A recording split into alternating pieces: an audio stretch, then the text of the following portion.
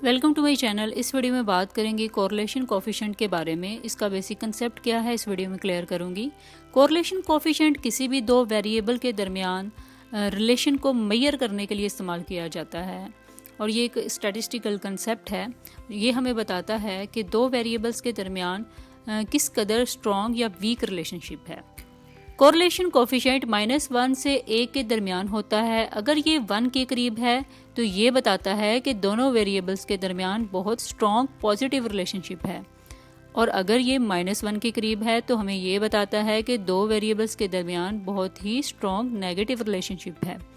अगर correlation coefficient 0 के करीब है तो इसका मतलब कि दोनों वेरिएबल्स के दरमियान कोई स्ट्रॉन्ग रिलेशनशिप नहीं है।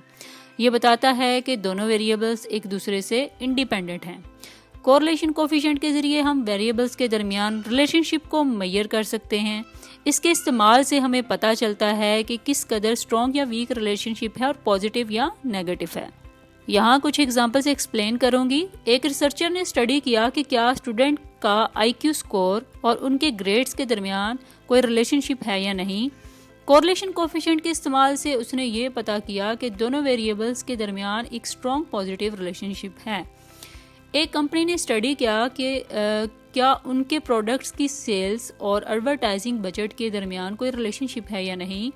कोरिलेशन कोफिशिएंट के इस्तेमाल से उसे पता चला कि दोनों वेरिएबल्स के दरमियान एक स्ट्रॉन्ग पॉजिटिव रिलेशनशिप है। एक रिसर्चर ने स्टडी किया कि किसी मेडिसिन के इस्तेमाल से ब्लड प्रेशर और हार्ट रेट के दरमियान कोई रिलेशनशिप है या नहीं। कोरिलेशन कोफिशिएंट के इस्तेमाल से उसने पता चला कि दोनों वेरिएबल्स के दरमियान एक स्ट्रॉन्ग नेगेटिव रिलेशनशिप है। इस तरह कोरिलेशन कोफिशिएंट के इस्तेमाल से किसी भी दो वेरिएबल्स के दरमियान हम रिलेशनशिप को मेजर कर सकते हैं। कोरिलेशन कोफिशिएंट स्टैटिस्टिकल एनालिसिस के लिए बहुत ही इम्पोर्टेंट है।